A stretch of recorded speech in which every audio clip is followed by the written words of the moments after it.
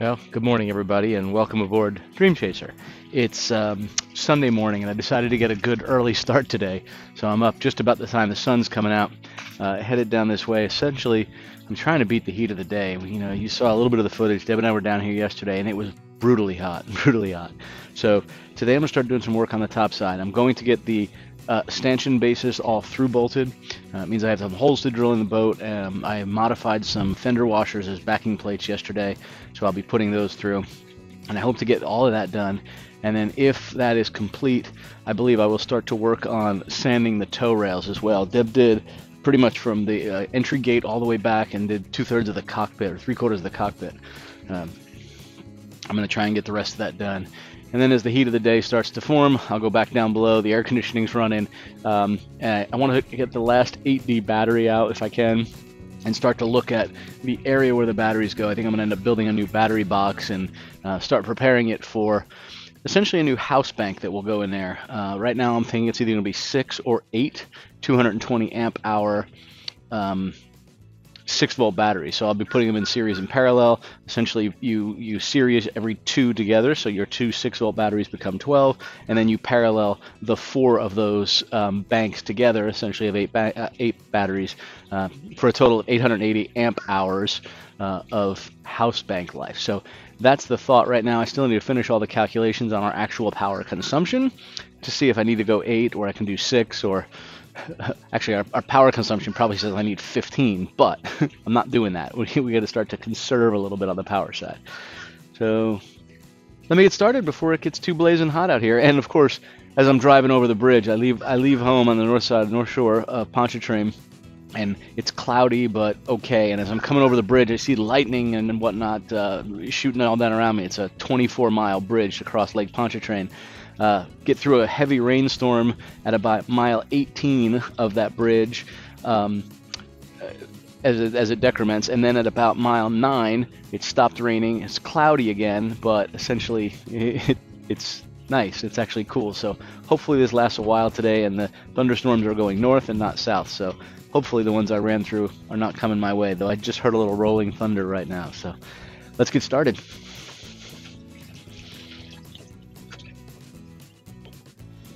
So I really struggle a little bit with these stanchion bases. It's crazy.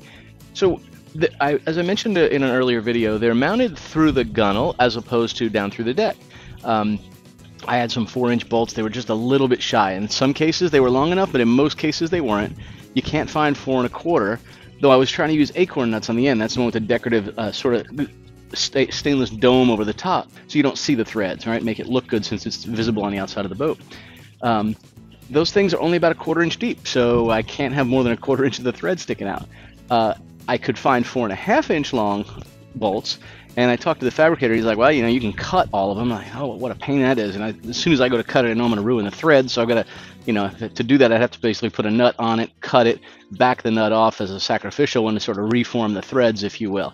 It just seemed like a pain. So I've had to do a little bit of modification for each of these. So what I'm doing instead is I'm using the longer bolts where I need to, and I'm putting on a fender washer as part, like a backing plate, so a stainless steel 1-inch washer, putting a lock washer on the outside of that. In most cases, I'm putting by a 1/4 by 20 stainless nut tightened right up against that on the outside of the gunnel. And then if it's long enough to go through a nut, then I'm putting the acorn nut on the outside of that to give it the decorative look.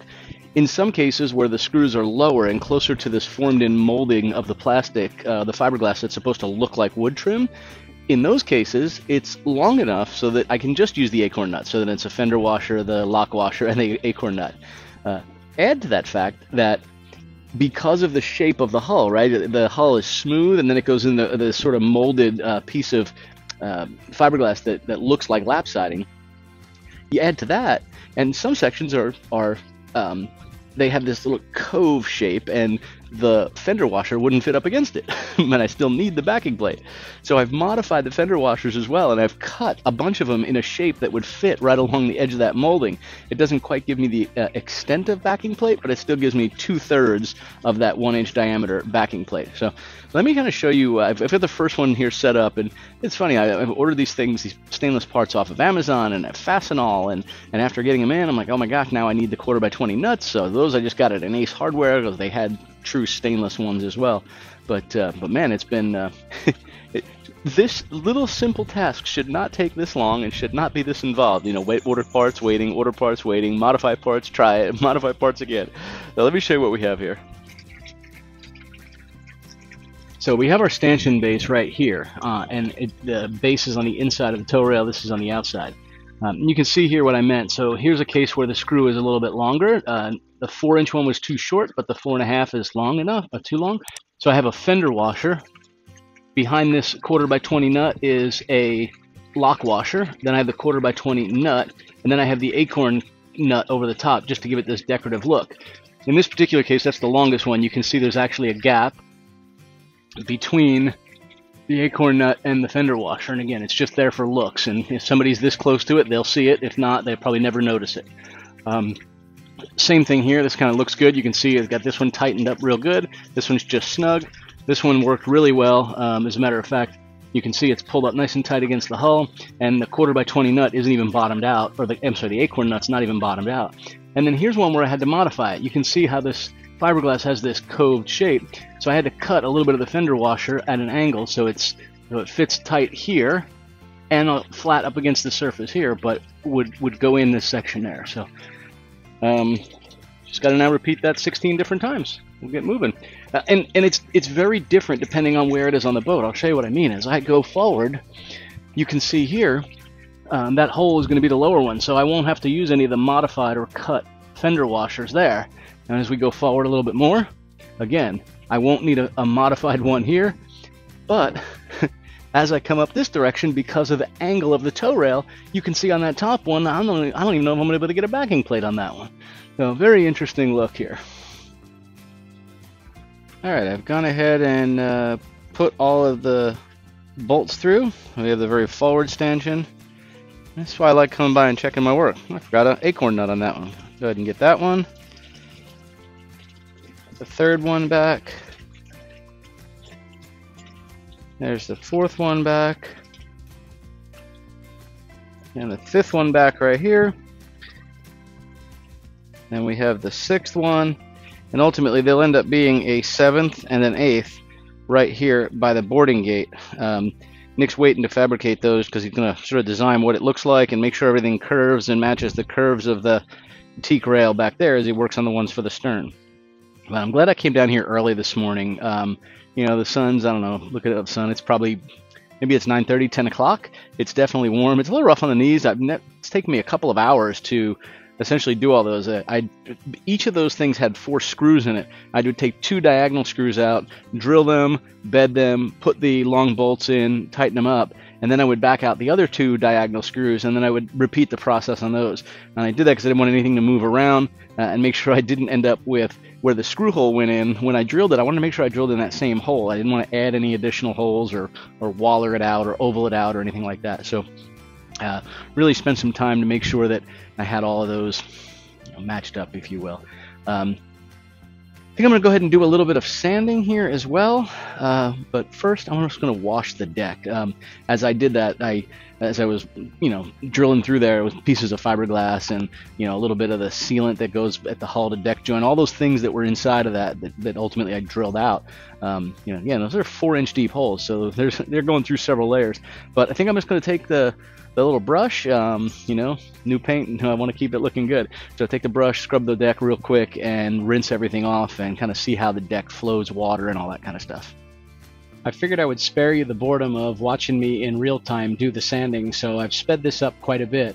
I'm a big fan of Mad's Sail Life channel, and he often talks about a glorious, glorious sanding. I don't know that I would describe it the same exact way. I sort of see it as a bit of a necessary evil. So in this case, I'm just sanding all of the teak cap rails and toe rails.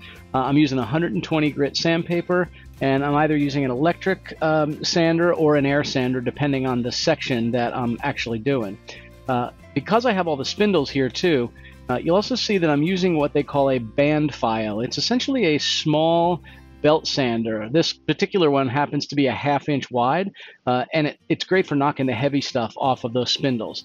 That's what I'm doing on both of these different sides. And in between some of this fast motion footage, I've also sanded the toe rails all the way up to the front of the boat as well. And I was actually talking to the granddaughter right there. Hosed off of the deck and getting ready now. After bedding all the stanchions, I wanted to start sanding the toe rails and cap rails. And if you recall, yesterday Deb started and made good progress in the cockpit. I just wanted to kind of carry it on. So if you can kind of see back here, she's done all of this. Forgive it's a little bit wet. I just rinsed everything. So with that getting done, I went ahead and did all the spindles and carried it forward from where the cap rail drops down up to the forward rigging on the starboard side, and on the port side just past the coach house. So I still have more to do and go all the way up essentially to the bowsprit, but I think I'll probably get most of that done a little later today. All right, the sanding is complete. Toe rails are completely sanded all the way up onto the bowsprit. The bow pulpit is all sanded, all sides, inside and outside. Went ahead and scrubbed the deck one more time, and I think I'm calling it a day. It's hot. Got a lot done today by getting down here nice and early, so I think I might do that to start putting the Awlwood primer on as well. Just take a look in that cockpit. It looks good. Guess I ultimately should have sanded the helm as well. Yeah, that'll be the next thing to get sanded. The other thing I'm doing is working on bedding some harbor. If you notice, yesterday we bedded the left companionway slide rail and also the galley opening port frame. This right here is actually the backing plate that goes underneath the main sheet traveler, where the main sheet connects to the roof of the boat. Ironically enough, this thing is twice as long as it really needs to be.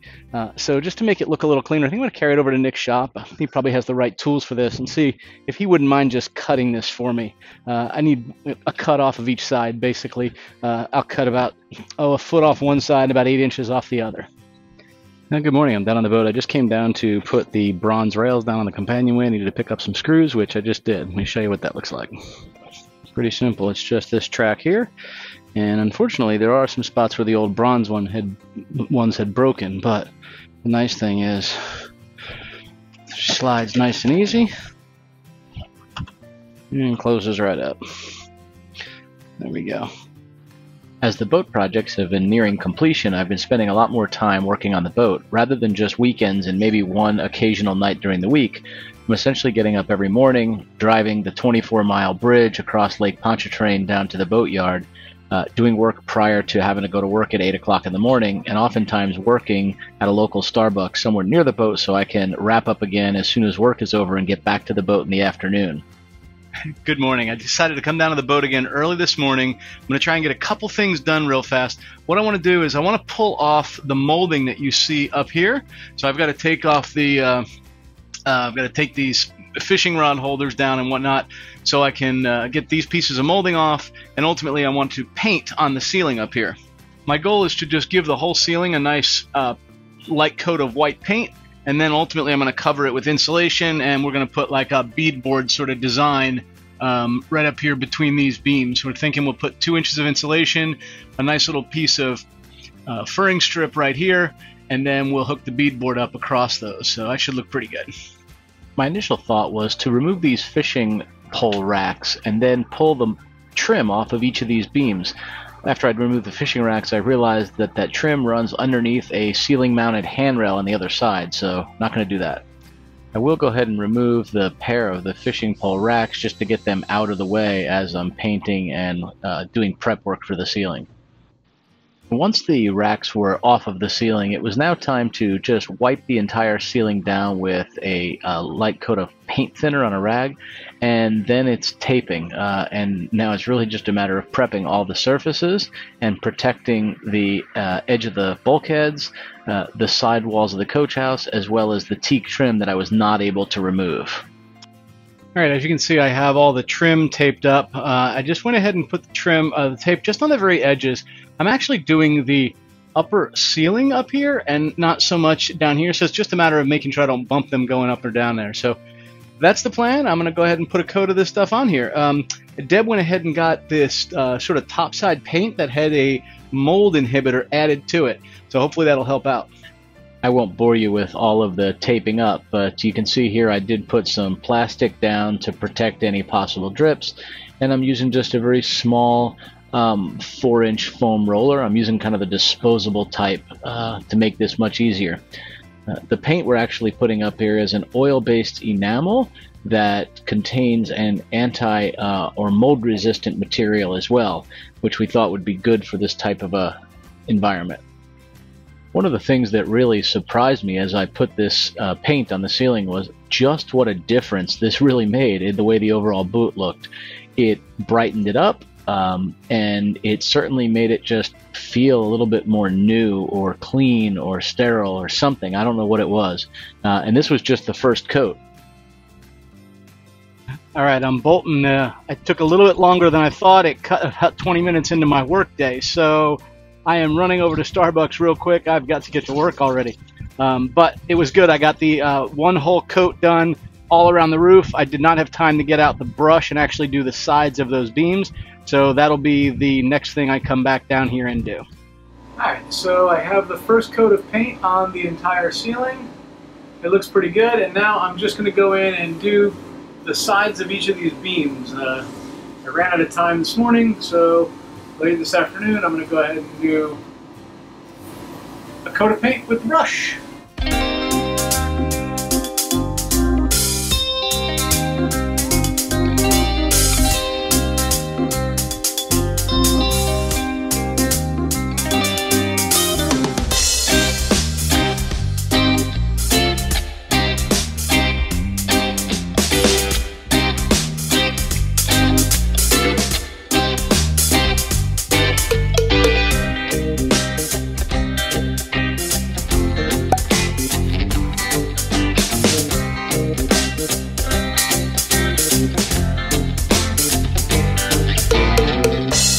Good morning, everybody. It is, what is today?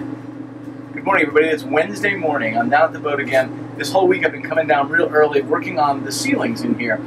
Essentially, I came up and taped them up, put a coat of a mold-inhibited enamel on the roof of the galley here, where we had put some of the new coach house roof on. And then I went and came back and painted, I don't know if you can see this very well, but I painted the sides of each of these beams and taped off this bottom part that's teak. And in the end, we're going to end up putting a reflective insulation up here along with 2 inches of foam insulation, and then an additional ceiling that's going to be mounted with lighting and whatnot on the ceiling. So this is actually all going to be covered up. What you're seeing up here is going to be covered. But we wanted to get it clean and looking nice, and the surface prepped and all that good stuff. And it's amazing the difference it makes just doing the paint alone in there. It really does make a difference. So one of the things Deb and I have been contemplating is actually painting these walls up here white as well on the sides. I've seen a few Hudson Force 50s. As a matter of fact, if any of you watch the sailing channel, Sailing Yacht Zero, a guy from Germany with a Hudson Force 50, been sailing around the Pacific, Mexico, Hawaii, Alaska. His is that way, and it's amazing how much it brightens it up down below. I always wanted to keep as much wood as possible down here just because I love that classic look, but there is something to be said about the brightness of that. So we may end up doing that on those walls in the galley here. But if we do, we'll certainly keep accent pieces. We'll keep accent teak around the wood, around the windows.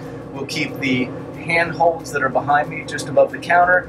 We'll keep the beams, exposed beams will still be teak, as well as the decorative scroll work down the side. So there'll still be plenty. Oh, and of course all the teak cabinetry that you see below the deck level. So yeah, we'll figure that out as we get a little closer. We're not in a hurry to do that now. And now comes the oddly satisfying task of pulling all the tape down. I'm not sure why this makes me smile inside a little bit.